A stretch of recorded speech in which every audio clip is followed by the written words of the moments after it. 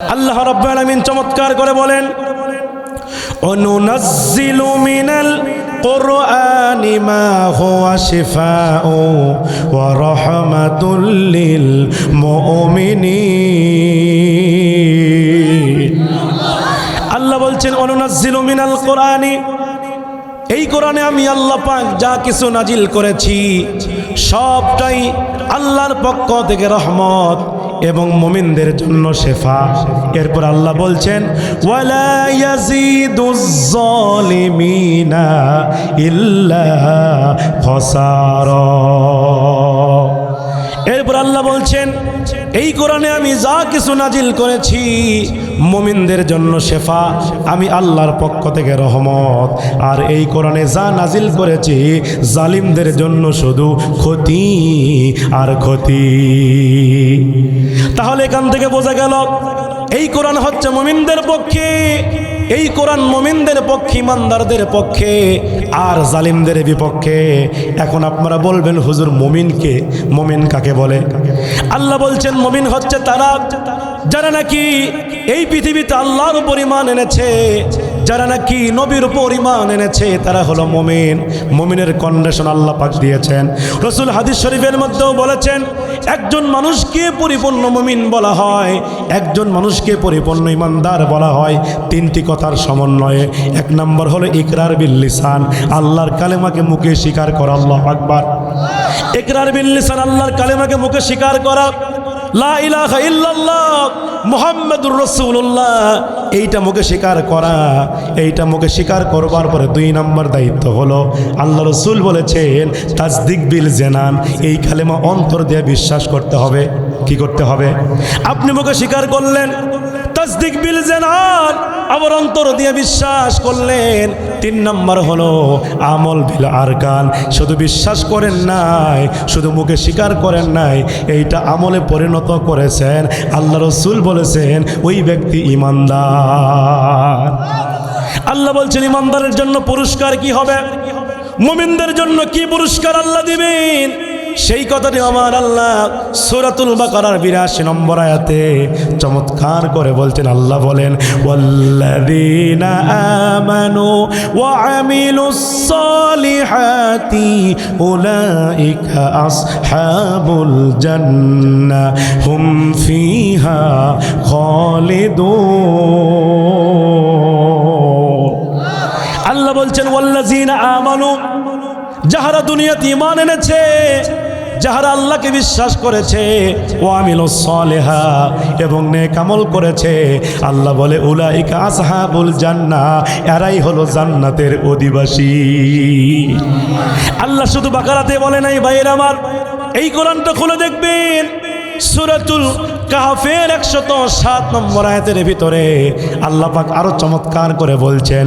আল্লাহ পাক সুন্দর করে বলছেন ইন্নাল্লাযীনা আমানু ওয়া আমিলুস সালিহাতি কানাত লাহুম জান্নাতুল ফিরদাউসি নুজুলা।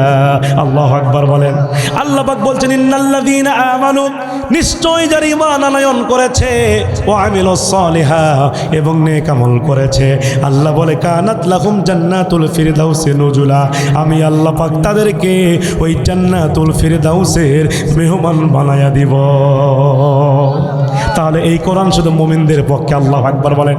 এই কোরআন শুধু মুমিনদের জন্য সুসংবাদ। কোরআনের পরতে পরতে কোরআনের প্রায় আয়াতগুলিতে আল্লাহ পাক মুমিনদের জন্য সুসংবাদ দিয়েছে। আর যারা জালিম হবে, যারা জুলুম করবে, অত্যাচার করবে, এদের জন্য পুরা কোরআন শুধু ক্ষতি আর ক্ষতি। ঠিক না? এখন বলবেন হুজুর জালিমকে, জালিম কাকে বলে? মুসলমান ভাইয়ের আমার, জালিমকে, জালিম কারা, এই সংজ্ঞা আমি দিব না। আল্লাহর কোরআন এই সংজ্ঞা দিয়েছে কে জালিম, কারা জালিম। আল্লাহর কোরআন খুলে দেখবেন সূরা মাইদার মধ্যে আল্লাহ বলছেন, আল্লাহ পাক চমৎকার করে বলছেন ওয়া মাল্লাম ইয়াহকুম বিমা আনজালাল্লাহু ফাউলাইকা হুমুজ জালিমুন। আল্লাহ বলছেন জালিম হচ্ছে তারা যারা আল্লাহর কোরআন দিয়ে বিচার করে না, যারা নবীজির সুন্নাহ দিয়ে বিচার করে না, এরাই হলো জালিম। এরা কি যারা কোরআন দিয়ে বিচার ফয়সালা করে না, নবীজির সুন্নাহ দিয়ে বিচার করে না, আল্লাহর ভাষায় এরা হলো জালিম। এরা শুধু জালিম নয়, আল্লাহ বলছেন এরা হলো ফাসিক। আল্লাহু আকবার বলেন। আল্লাহ পাক দলিল দিচ্ছেন এরা শুধুই জালিম নয়, এরা ফাসিক। আল্লাহ পাক চমৎকার করে বলছেন وَمَنْ لَمْ يَحْكُمْ بِمَا أَنْزَلَ اللَّهُ فَأُولَئِكَ هُمُ الْفَاسِقُونَ। আল্লাহ বলছেন যারা কোরআন দিয়ে বিচার করে না, নবীজির সুন্নাহ দিয়ে বিচার করে না, এরা শুধু জালেম নয়, এরা হলো ফাসিক। এরা কি? এবার আপনি আবার কোরআনটা খুলে দেখেন, আল্লাহ পাক পরের আয়াতের দিকে বলছেন এরা শুধু জালেম নয়, এরা শুধু ফাসিক নয়, এরা হলো কাফের। এরা কি? আল্লাহ পাক চমৎকার করে বলছেন ওয়ামান লাম ইয়াহকুম বিমা আনজালাল্লাহু ফাউলাইকা হুমুল কাফিরুন। আল্লাহু আকবার বলেন। আল্লাহ বলছেন এরা জালেম, এরা ফাসিক, এরা হলো কাফের। এরা কারা? যারা আল্লাহর কোরআন দিয়ে এই জমিনে বিচার করে না। এই রকম ফাসিক জালেম আমার দেশে ছিল কিনা? জনগণ ছিল কিনা? যারা এই দেশের জনগণের উপর জুলুম করেছে, নিরপরাধ আলিমদেরকে মিথ্যা মামলা দিয়ে জেলখানার মধ্যে বছরের পর বছর বন্দি করে নির্যাতন স্টিম রোলার চালিয়েছে। আপনারা বলেন তো এই জুলুম আর অত্যাচার করে তারা কি বাংলার জমিনে টিকে থাকতে পেরেছে? জনগণ টিকে থাকতে পেরেছে? তারা টিকে থাকতে পারে নাই। তারা মনে করেছিল আল্লামা সাঈদীকে বিদায় করে এই জমিন থেকে ইসলামকে বিদায় করব, কিন্তু তারা পারে নাই। এক সাঈদী বিদায় নিয়েছে, বাংলাদেশে লক্ষ লক্ষ সাঈদীর উত্তরসূরিরা তৈরি হয়ে গেছে। কথা বলেন না কেন?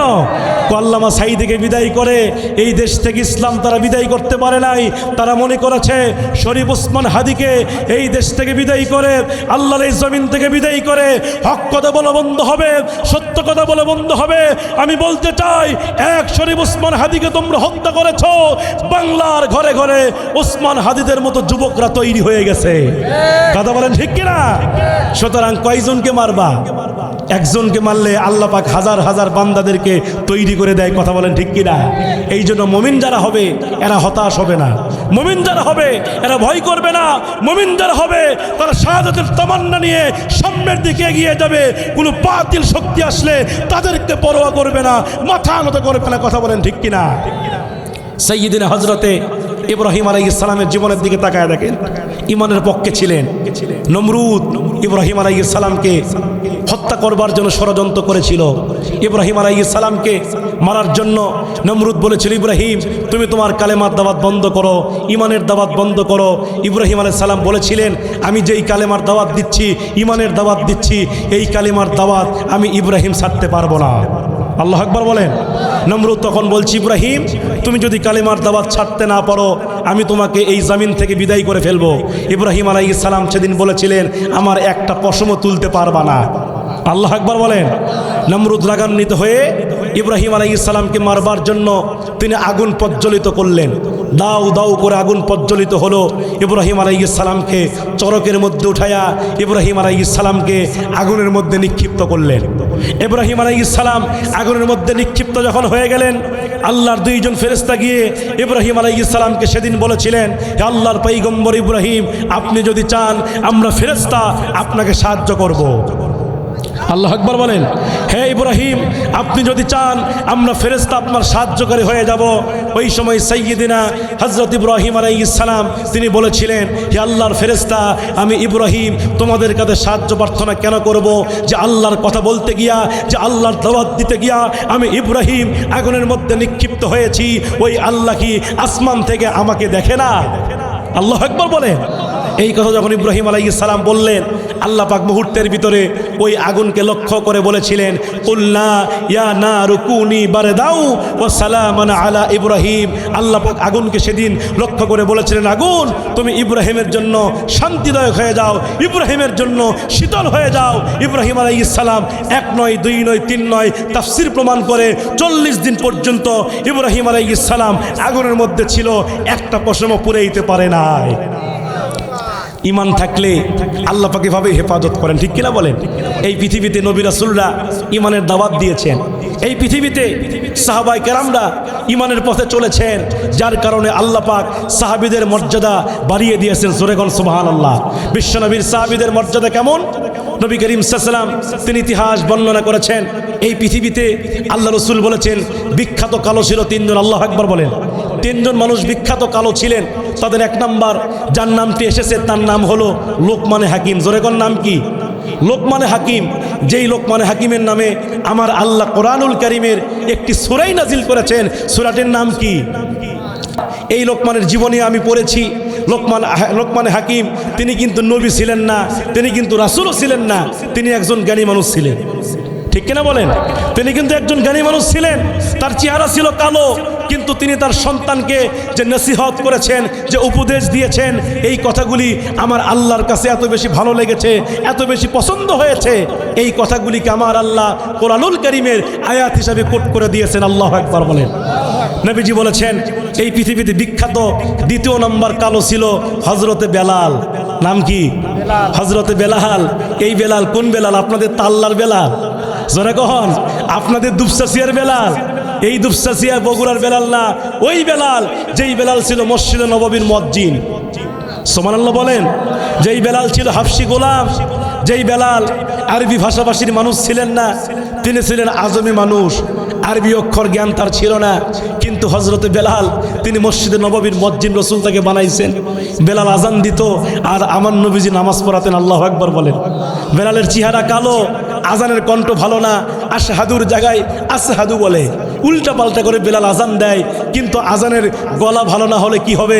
বেলাল যখন বুক ভরা দরদ নিয়ে আল্লাহর প্রতি ভালোবাসা নিয়ে যখন আজান দিত, এই আজান 7 আসমানকে ভেদ করে আরশে মুআল্লা পর্যন্ত পৌঁছে যেত। বেলালের আজান শুনে আল্লাহর কোটি কোটি ফেরেশতা আল্লাহর কুদরতি কদম মোবারকে সেজদা দিত। আল্লাহু আকবার। সেই বেলালের মর্যাদা কে বাড়িয়ে দিয়েছেন? আল্লাহ। কে বাড়িয়ে দিয়েছেন? হযরত বেলাল রাদিয়াল্লাহু আনহু কালো মানুষ ছিলেন। নবী আমার মেরাজে গিয়েছিলেন। মেরাজ সত্য না মিথ্যা? নবীজি যে মেরাজ হয়েছিল সত্য না মিথ্যা? এই কোরআন খুলে দেখবেন সূরা বানী ইসরাঈল 1 নম্বর আয়াতে আল্লাহ বলছেন, সুবহানাল্লাযী আসরা বিআবদিহি লাইলাম মিনাল মাসজিদিল হারামি ইলাল মাসজিদিল আকসা। আল্লাহ বলছেন আমি আমার নবীকে মসজিদে হারাম থেকে মসজিদ আকসা পর্যন্ত ইসরা করিয়েছি, ভ্রমণ করিয়েছি। জোরে বলেন না আল্লাহু আকবার। বিশ্বনবী আমার মেরাজে গেলেন। আল্লাহ পাক আমার রসুলকে মেরাজে যাওয়ার পর রসুলকে সব পরিভ্রমণ করালেন। আল্লাহ পাক আমার রসুলকে জান্নাতের মধ্যে প্রবেশ করালেন। রসুল আমার জান্নাতের মধ্যে প্রবেশ করার পর দেখতেছে হযরতে বেলাল জান্নাতের মধ্যে নবীজির আগে আগে হাঁটতেছে। নবী আমার বেলালকে দেখার পরে অবাক হয়ে গেলেন, আশ্চর্য হয়ে গেলেন। যেই বেলাল থাকে মদিনায়, আজকে সেই বেলাল জান্নাতের মধ্যে আমি রসুলের আগে আগে হাঁটতেছে। এই বেলাল দুনিয়াতে কি এমন আমল করে যে আমল করবার কারণে আল্লাহ পাক তার মাকামকে বাড়িয়ে দিয়েছে। জোরে কোন আল্লাহু আকবার। নবী আমার মেরাজ করে মদিনায় আসলেন। বেলালের সঙ্গে রসুলের সাক্ষাৎ হয়ে গেল। রসুল ডাক দা বলছেন, বেলাল আমি তোমার কাছে একটা প্রশ্ন করতে চাই। বেলাল তুমি বলো তোমার জীবনে কি এমন নেক আমল করো যে আমল করবার কারণে আল্লাহ পাক তোমার সম্মানকে বাড়িয়ে দিয়েছে। হযরত বেলাল ডাক দা বলছেন, ইয়া রাসূলুল্লাহ, ইয়া হাবিবাল্লাহ, নবী গো, আমি বেলাল এই দুনিয়াতে তেমন কোনো নেক আমল নাই, তেমন কোনো ভালো আমল নাই। আল্লাহ রসুল ডাক দে বলে, বেলাল রে তুমি সত্য করে বলো তোমার জীবনে ভালো কোনো আমল আছে? হযরত বেলাল বলছে, রসুল আমি ছোট মানুষ, আমি কালো মানুষ, আমার কণ্ঠ ভালো না, আমার জীবনে তেমন ভালো কোনো আমল নাই। রসুল ডাক দে বলছেন, বেলাল রে তোমার স্পেশাল কোনো আমল আছে, যেই আমলের কারণে আল্লাহ তোমার সম্মানকে বাড়িয়ে দিয়েছে। হযরত বেলাল রাদিয়াল্লাহু আনহু সেদিন বলেছিলেন, বলেছেন, ইয়া রাসূলুল্লাহ, ইয়া হাবিবাল্লাহ, নবী গো, আমার জীবনে স্পেশাল কোনো আমল নাই, কিন্তু রাসূল আমি বেলাল ছোট্ট একটা আমল নিয়মিত করার চেষ্টা করি। আল্লাহ রাসূল ডাক দা কই, বেলাল রে, সে আমলটা কি আমাকে জানায় দাও। হযরত বেলাল ডাক দা বলছেন, রাসূলুল্লাহ, আমি বেলালের যখন ওযু চলে যায়, আমি বেলাল মুহূর্তের ভিতরে ওযু বানায়া 2 রাকাত নামাজ আদায় করি। আল্লাহ রাসূল ডাকতে বলে, বেলাল রে, এই আমল করার কারণে ও বেলাল, আল্লাহ পাক শুধু দুনিয়াতেই নয় বেলাল, আল্লাহ ওই আকাশ পর্যন্ত তোমার সম্মানকে বাড়িয়ে দিয়েছে। তাহলে চেহারা ছিল কালো কিন্তু অন্তর ছিল ভালো। এবার রাসূল বলছেন, বিখ্যাত 3 নাম্বার কালো ছিল যেই সাহাবীর নাম ছিল হযরতে সাদ আস-সালামী, মদিনার বিশিষ্ট সাহাবী সাদ আস-সালামী। 20 বছর পার হয়ে যায়, 30 বছরের কোঠায় বয়স চলে যায়। হযরতে সাদ আস-সালামী 30 বছর বয়স, মদিনাতে বহু মেয়েকে বিয়ের প্রস্তাব দেয়, বিয়ে করবার জন্য মেয়েদেরকে বিয়ের প্রস্তাব দেয়, মেয়ের বাবাদের কাছে বিয়ের প্রস্তাব পাঠায় দেয়। কিন্তু সাদের চেহারা কালো হবার কারণে মদিনার কোনো মেয়ে তাকে পছন্দ করে না। কথা বলেন না কেন? দেখবেন আমাদের সমাজের মধ্যেও এমনও কিছু কিছু মেয়ে আছে কালো ছেলে পছন্দ করে না, আছে না নাই? যদি কালো ছেলে হয় বলে যদি কাইলে, কথা বলেন না কেন? আবার এমনও মেয়ে আছে আমাদের সমাজের ভিতরে, ও দাড়িওয়ালা ছেলেদের পছন্দ করে না, কই ওটা তো হুজুর। কথা বলেন না কেন? অথচ এই পৃথিবীতে সবচাইতে সুন্দর চেহারার মানুষ ছিল বড় বড় আলিমরা। আল্লাহু আকবার কর। এই পৃথিবীতে সবচাইতে সুন্দর চেহারার মানুষ ছিল দাড়িওয়ালা। এই পৃথিবীতে সবচাইতে সুন্দর ছিল আমার নবীজির চেহারা। আল্লাহু আকবার বলেন। আবার আল্লাহ পাক এই পৃথিবীতে হযরতে ইউসুফ আলাইহিস সালামকে সৌন্দর্য দিয়ে পাঠিয়েছিলেন, যে ইউসুফ আলাইহিস সালামকে আল্লাহ পাক এত পরিমাণ সৌন্দর্য দান করেছিলেন। ওই মিশরের তৎকালীন বিশ্ব সুন্দরী ছিল জুলাইখা। ইউসুফ আলাইহিস সালামকে দেখার পরে তার প্রেমে তিনি পাগল হয়ে গেছে। আল্লাহু আকবার বলেন। ইউসুফ আলাইহিস সালামের মুখে দাড়ি ছিল কিনা? ইউসুফ আলাইহিস সালামের মুখে দাড়ি ছিল। জুলাইখা তার প্রেমে পাগল হয়ে গেল। এই জুলাইখা ইউসুফ আলাইহিস সালামকে দেখার পরে পাগল হয়ে গেলেন।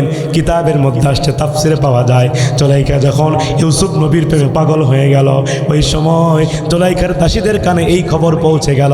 দাসীরা ডাকতে বলছেন, জুলাইখা রে, তুমি তো বিশ্ব সুন্দরী, তোমার চাইতে সুন্দরী এই জামানায় দ্বিতীয় কোনো মেয়ে নাই। তুমি এত সুন্দরী হওয়ার পরেও একজন ইউসুফের প্রেমে কেন পাগল হয়ে গেলা?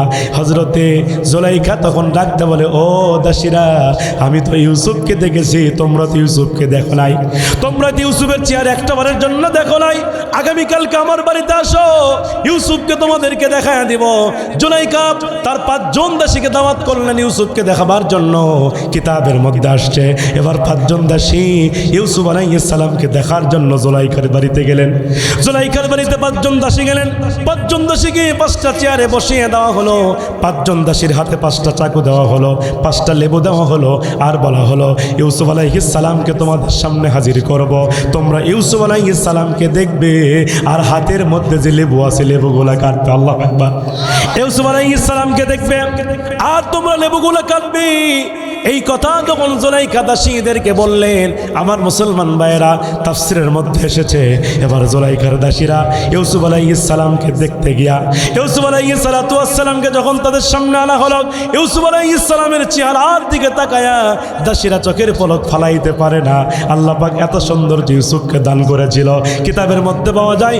এবার জুলাইখার দাসীরা ইউসুফ আলাইহিস সালামকে দেখতে গিয়া তারা লেবু কাটা বাদ দিয়ে হাতের আঙ্গুল কেটে ফেললেন। টপ টপ করে রক্ত পড়তেছে, একটা বারের জন্য তারা টের পায় না।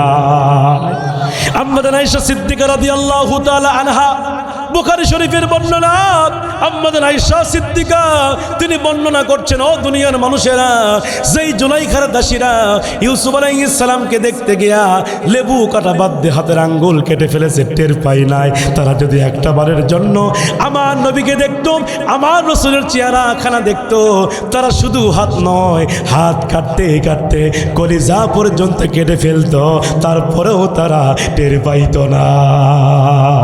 আল্লাহু আকবার বলে। তাহলে আমার নবীজির চেহারা সুন্দর কম ছিল না বেশি ছিল? এবার বলেন তো, নবীজির চেহারা যে এত সুন্দর, তার মুখে কি দাড়ি ছিল? কথা কয় না, দাড়ি ছিল। ইউসুফ আলাইহিস সালাম যে এত সুন্দর, তার মুখে কি দাড়ি ছিল? তার মানে বোঝা যায় পৃথিবীর ইতিহাসে যত স্মার্ট আর সুন্দর যুবক তাদের মুখে ছিল দাড়ি। কথা বল না কে?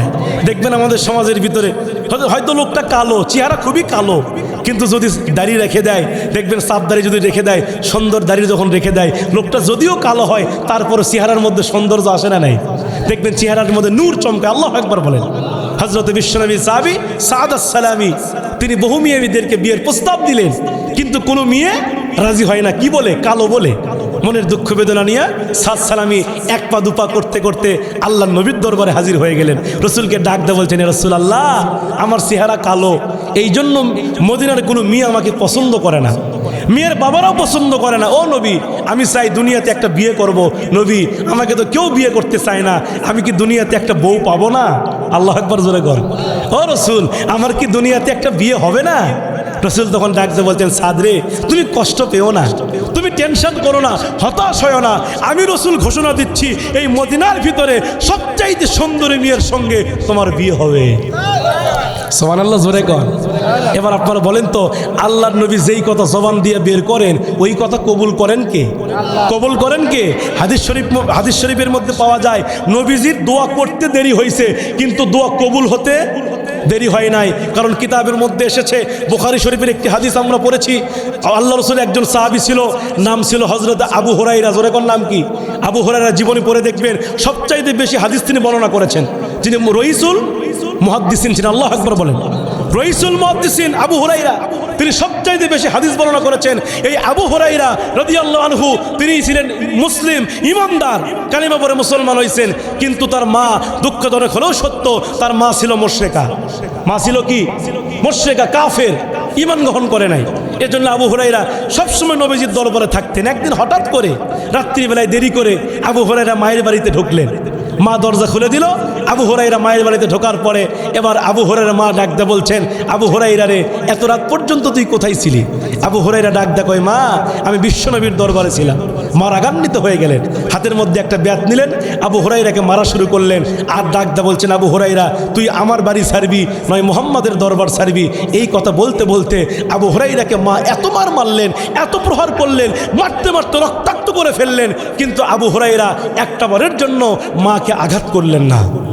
আল্লাহু আকবার জোরে বলে।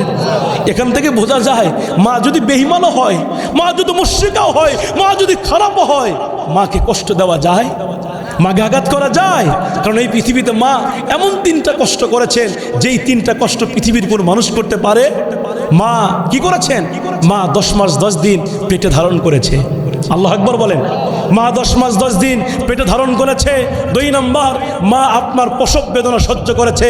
3 নম্বর, 2.5 বছর পর্যন্ত মা তার বুকের দুধ পান করেছে। আল্লাহু আকবার বলেন। এই জন্য মাকে কি আঘাত করা যায়? আবু হুরায়রা মার খাইলেন, মাকে কিছুই বললেন না, রক্তাক্ত শরীর নিয়ে বিশ্বনবীর কাছে চলে গেলেন। ডাকতে বলছেন, ইয়া রাসূলুল্লাহ, আমার মা আমাকে মেরেছে। রসুল তার কাল্লাটা ঘুরায় নাই। আল্লাহু আকবার বলেন। আবু হুরায়রা ডাকতে বলছেন, রসুল, আমার মা আমাকে মেরেছে। রসুল তার কাল্লাটা ঘোরায় নাই। আবু হুরায়রা আবার বলে, রসুল, আমার মা আমাকে মেরেছে। রসুল তার মুখটা ঘোরায় নাই। আবু হুরায়রা ডাকতে বলছেন, রাসূলুল্লাহ, আপনাকে যতবার বলি আমার মা আমাকে মেরেছে, আপনি ততবার আপনার মুখটা ঘোরায় নেন কেন?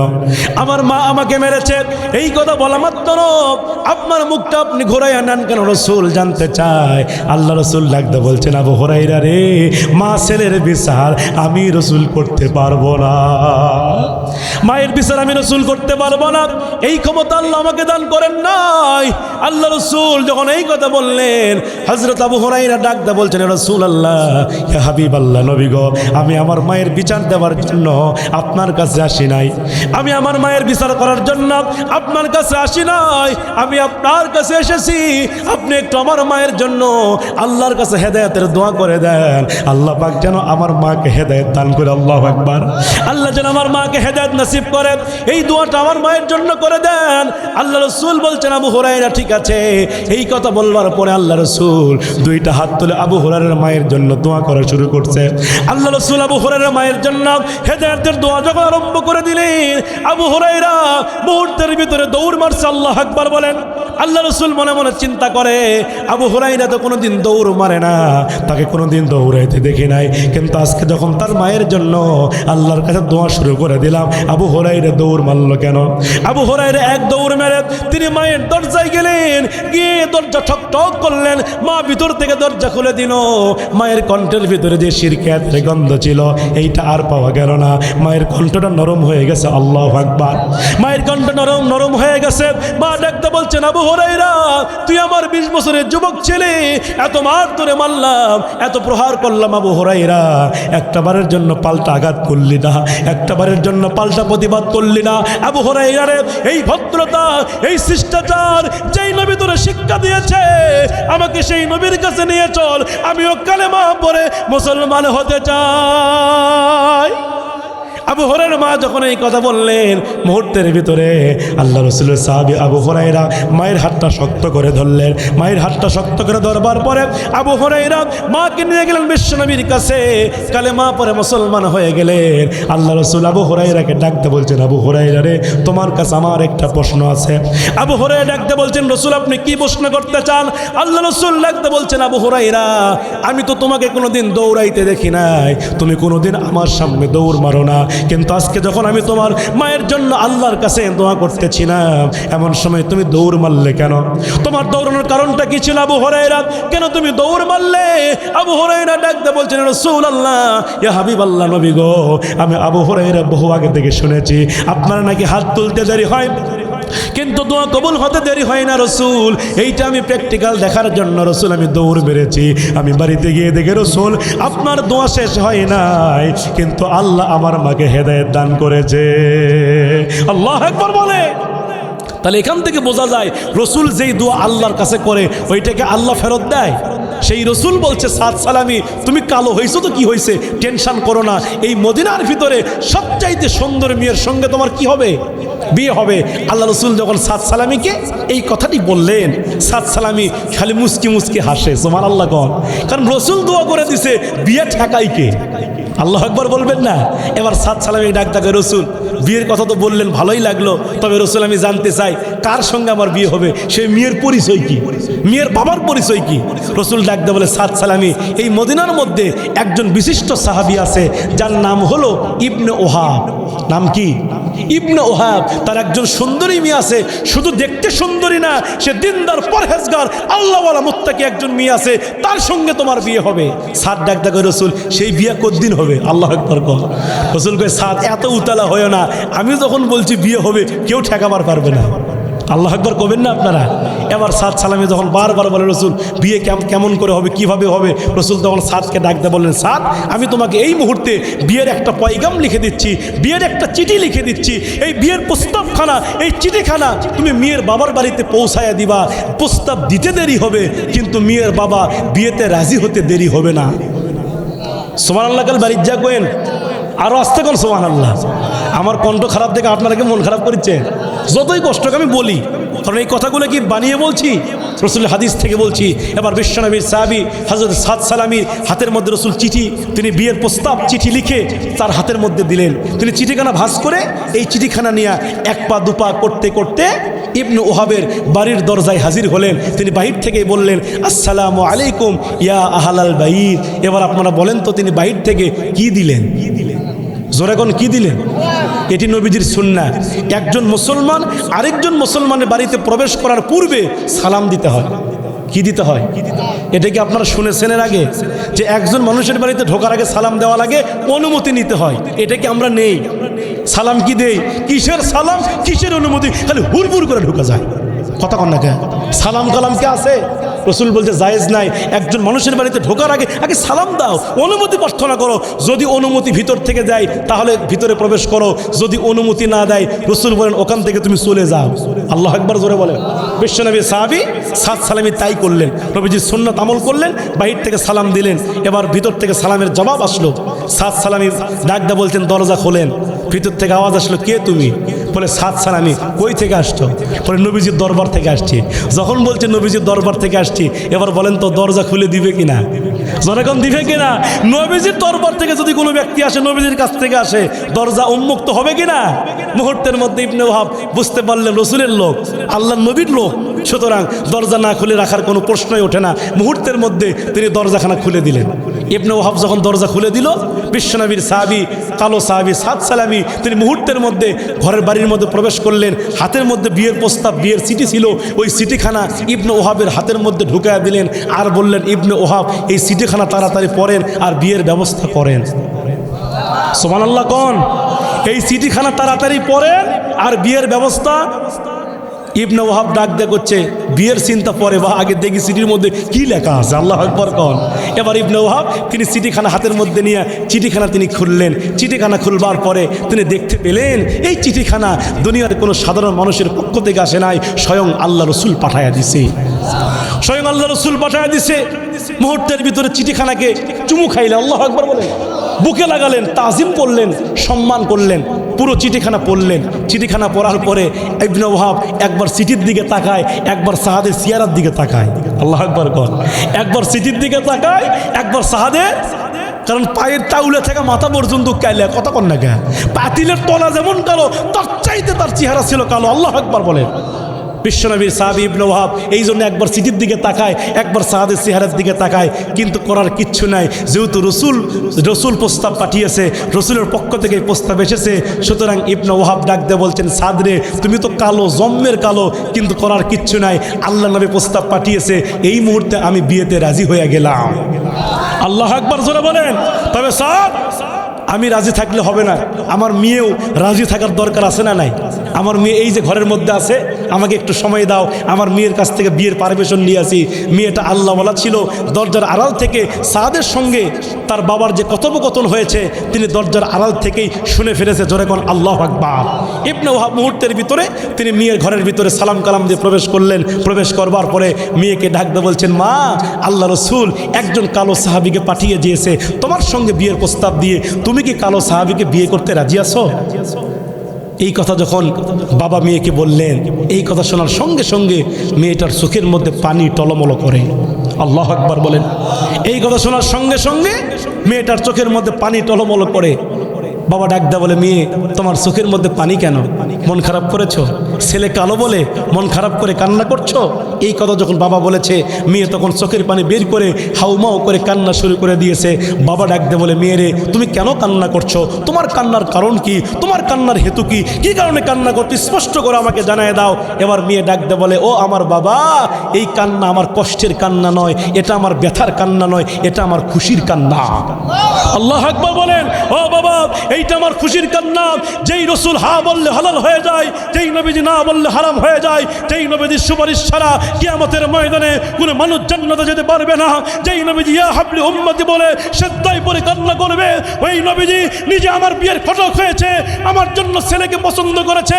ও বাবা, আমি আপনাকে জানিয়ে দিলাম, এই জাগতিক দুনিয়াতে আমি যদি কোনো পুরুষকে বিয়ে করি, সেই পুরুষই হবে বিশ্বনবীর পছন্দ করা সাহাবী হযরতে সাদ আস-সালামি। মেয়ে রাজি হয়ে গেলেন। আল্লাহু আকবার। এবার মেয়ে যখন রাজি হয়ে গেলেন, মেয়ের বাবা ঘর থেকে বের হয়ে আসলেন। ইবনে ওহাব সাদ সালামিকে ডাকতে বলে, সাদ সালামি, তোর তো কপাল খুলে গেছে, আমার মেয়ে তো রাজি হয়ে গেছে। এবার ইবনে ওহাব ডাকতে বলে, সাদ সালামি রে, আমার মেয়ে তো রাজি হয়ে গেছে, তুই তাড়াতাড়ি বিয়ের ব্যবস্থা করে ফেল, তাড়াতাড়ি বিয়ের আয়োজন করে ফেল। ইবনে ওহাব যখন এই কথা বললেন, হযরতে সাদ আস-সালামি মুহূর্তের ভিতরে আনন্দ চিত্তে দৌড়াইয়া দৌড়াইয়া বিশ্ব নবীর দরবারে হাজির হয়ে গেলেন। আল্লাহ নবীর দরবারে আসার পরে হযরতে সাদ সালামি ডাকদা বলছেন, ইয়া রাসূলুল্লাহ, ইয়া হাবিবাল্লাহ, নবী গো, আপনি যেই বিয়ের প্রস্তাব দিয়ে পাঠিয়েছিলেন, যেই বিয়ের প্রস্তাব দিয়ে পাঠিয়েছিলেন, এই বিয়েতে মেয়ে রাজি, মেয়ের বাবা রাজি। ও রাসূল, আমি সাদ রাজি, এবার জানতে চাই আপনার খবর কি? আল্লাহ রসুল ডাকতে বলে, ও সাদ, আমিও তো রাজি। আল্লাহু আকবার কর। এবার রসুল যখন বলছে আমিও রাজি, সাদ ডাকতে বলছেন, রসুল, সবাই যখন রাজি, এখন লাগবে কাজী, আপনি তাড়াতাড়ি বিয়ের ব্যবস্থা করে ফেলেন, তাড়াতাড়ি বিয়ের আয়োজন করে ফেলেন। এই কথা যখন সাদ আল্লাহ রসুলকে বললেন, আল্লাহ রসুল মুস্কি মুস্কি হাসে আর বলে, সাদ রে, বিয়ে করবা তুমি আর ব্যবস্থা করবো আমি। সাদ তোমার কি টাকা আছে? আল্লাহু আকবার কোন। ও সাদ তোমার কি টাকা আছে নাকি? সাদ ডাকতে বলছেন রাসূল টাকা কেন লাগবে? আল্লাহ রাসূল ডাকতে বলছেন সাদ রে, যখন তুমি একজন মেয়েকে বিয়ে করবা, যখন তুমি বিয়ে করবা ওই মুহূর্তে তোমার দায়িত্ব হলো ওই মেয়েকে সন্তুষ্ট চিত্তে মহারানা দেওয়া লাগবে, মহারানা প্রদান করতে হবে। এই জন্য অর্থের প্রয়োজন আছে। এই কথা যখন আল্লাহ রাসূল বললেন, হযরতে সাদ সালামি ডাকতে বলছেন রাসূলুল্লাহ ইয়া হাবিবাল্লাহ নবী গো, আমি তো গরিব মানুষ, এই মুহূর্তে আমার কাছে কোনো টাকা পয়সা নাই, এই মুহূর্তে আমার কাছে কোনো দিরহাম নাই, আমার কাছে কোনো টাকা পয়সা নাই, আমি কোথায় থেকে টাকা পাবো? কিন্তু রাসূল আমি আপনাকে বলতে চাই, আপনি আমাকে কিছু টাকা কর্জ হাসানা দেন, আমি বিয়ে করবার পরে সমস্ত টাকা পরিশোধ করে দেব। এই কথা যখন সাদ সালামি আল্লাহ রাসূলকে বললেন, আল্লাহ রাসূল মুহূর্তের ভিতরে এবার হযরত বিশ্বনবী আমার দুইজন সাহাবীকে ডাক দিলেন। আল্লাহু আকবার বলেন। আল্লাহ নবী দুইজন সাহাবীকে ডাক দিলেন। এক নম্বরে আল্লাহ রাসূলের জামাই হযরতে ওসমান রাদিয়াল্লাহু আনহুকে রাসূল ডাক দিলেন। ওসমানকে ডাক দেওয়ার পরে রাসূল ডাক দেবেন, ওসমান রে তুমি আমাকে এই মুহূর্তে 200 দিরহাম দাও। ওসমান মুহূর্তের ভিতরে আল্লাহ রাসূলকে 200 দিরহাম হাতের মধ্যে ঢুকায়া দিলেন। এবার রাসূল আরেকজন সাহাবীকে ডাক দিলেন, সেই সাহাবীর নাম হলো হযরতে নোমান। নোমানকে ডাকতে বলছেন, নোমান রে তুমি আমাকে 200 দিরহাম দাও। হযরতে নোমান রাসূলকে 200 দিরহাম দিয়ে দিলেন। এই 200 400 দিরহাম আল্লাহ নবী এক জায়গায় করবার পরে সাদকে ডাকতে বলে, সাদ রে এই যে 400 দিরহাম তোমার হাতের মধ্যে উঠায়া দিলাম, তুমি এই মুহূর্তে মদিনার বাজারে চলে যাও, বিয়ের বাজার করে নিয়ে আসো, আমি রাসূল তোমার বিয়ে পড়াইয়া দিব। আল্লাহু আকবার। আমি রাসূল তোমার বিয়ে পড়াইয়া দেব। এবার বিশ্বনবীর সাহাবী হযরতে সাদ সালামি মুহূর্তের ভিতরে হাতের মধ্যে 400 দিরহাম নিয়া আনন্দ চিত্তে দৌড়ায়া তিনি চলে গেলেন মদিনার বাজারে। মদিনার মার্কেটের মধ্যে তিনি ঢুকে বললেন। মদিনার মার্কেটে ঢোকার পরে, মদিনার বাজারের মধ্যে ঢোকার পরে হযরতে সাদ সালামি তিনি বিয়ের বাজার করা শুরু করে দিবে, বিয়ের বাজার করা আরম্ভ করে দিবে। এমন সময় কে যেন সাদের কানে কানে বলে গেল, সাদ রে তুমি তো বিয়ের বাজার ভালোই করতে এসেছ, তুমি কি জানো এই মুহূর্তে যুদ্ধের ময়দান থেকে জিহাদের ডাক এসে গেছে। এই মুহূর্তে যুদ্ধের ময়দান থেকে ডাক এসে গেছে, জিহাদের ডাক এসে গেছে। আল জিহাদু ফি সাবিলিল্লাহ, যুদ্ধের ময়দান থেকে ডাক এসে গেছে। এই কথা যখন সাদের কানের মধ্যে পৌঁছে গেল, আল্লাহর নবীর কালো সাহাবী হযরতে সাদ সালামি তিনি মুহূর্তের মধ্যে থরথর করে কাঁপতেছিলেন। হযরতে সাদ সালামি তিনি কাঁপতেছিলেন, সামনের দিকে যেতেও পারেন না, পিছন দিকে আসতে পারেন না, শুধু থরথর করে কাঁপে আর মনে মনে চিন্তা করে, আমি বিয়ের বাজার করবো নাকি যুদ্ধের ময়দানে যাব, আমি বিয়ের মার্কেট করবো নাকি যুদ্ধের ময়দানে যাব, আগে বিয়ে করবো নাকি যুদ্ধের ময়দানে যাব। আমরা হলে কি বলতাম, আগে বিয়ে করবো, আগে কি, আগে বিয়ে তারপরে যুদ্ধ। কিন্তু বিশ্বনবীর সাহাবী হযরত সাদ সালামি তিনি এই কথা বললেন না। তিনি তার ঈমানকে বারবার প্রশ্ন করছে, ও সাদ তুই কি করবি বল, তুই বিয়ের বাজার করবি নাকি যুদ্ধের ময়দানে যাবি? এইভাবে যখন তার ঈমানকে বারবার প্রশ্ন করা হলো, আল্লাহ রাসূলের সাহাবী হযরতে সাদ সালামির ঈমান বলে দিচ্ছে, সাদ রে তুই যদি দুনিয়াতে বেঁচে থাকিস বহু বিয়ে করতে পারবি, কিন্তু বিশ্বনবী যে যুদ্ধের ডাক দিয়েছে ওই ডাক হয়তো তুই আর কোনোদিন পাবি না। বিশ্বনবীর সাহাবী হযরতে সাদ সালামি মুহূর্তের ভিতরে বিয়ের বাজার বন্ধ করলেন, সিদ্ধান্ত পরিবর্তন করে ফেললেন। মুহূর্তের মধ্যে তিনি সিদ্ধান্ত যখন পরিবর্তন করে ফেললেন, হাতের মধ্যে 400 দিরহাম ছিল, তিনি ওই 400 দিরহাম দিয়া একটা ঘোড়া কিনলেন। আল্লাহু আকবার বলেন। 400 দিরহাম দিয়ে একটা তিনি ঘোড়া কিনলেন, একটা নাঙ্গা তলোয়ার কিনলেন। ওই ঘোড়ার উপর সওয়ার করে তলোয়ারটা ডান হাতের মধ্যে লিয়া লিল্লাহে তাকবীর আল্লাহু আকবার বলে হযরতে সাদ সালামের যুদ্ধের ময়দানে ঝাঁপিয়ে পড়লেন। হযরতে সাদ সালামী যুদ্ধের ময়দানে চলে গেলেন। উত্তপ্ত জিহাদের ময়দান কায়েম হয়ে গেল, ময়দান উত্তপ্ত হয়ে গেছে, জিহাদের ময়দান, চতুর্দিকে তলোয়ারের ঝংকার আল্লাহু আকবার বলেন, চতুর সাইডের তলোয়ারের ঝংকার। হযরতে সাদ সালামী ডান হাতের মধ্যে তলোয়ার শক্ত করে ধরে কাফেরদের সঙ্গে লড়াই করছে। কাফেরদেরকে মারতে মারতে জাহান্নামে পাঠায় দেয়, কাফেরদেরকে মারতে মারতে জাহান্নামে পাঠায় দেয়, কাফেরদেরকে মারতে মারতে জাহান্নামের মধ্যে পাঠায় দেয়। যুদ্ধ যখন শেষ হয়ে যাবে, কিতাবের মধ্যে এসেছে যুদ্ধ যখন শেষ হয়ে যাবে, ওই যুদ্ধ শেষ শেষ হওয়ার এক মুহূর্তে একজন বেঈমান সাদ সালামীকে পিছন থেকে তলোয়ার দিয়ে কোপ মারলেন। আল্লাহু আকবার। হযরত সাদ সালামীকে পিছন থেকে ডান হাতের ভিতরে তলোয়ার দিয়ে কোপ মারা হলো। আল্লাহর নবীর সাহাবী হযরত সাদ সালামীর ডান হাতে যখন তলোয়ার লেগে গেল, মুহূর্তের ভিতরে হযরত সাদ সালামীর ডান হাতটা দেহ থেকে আলাদা হয়ে জমিনে পড়ে গেল।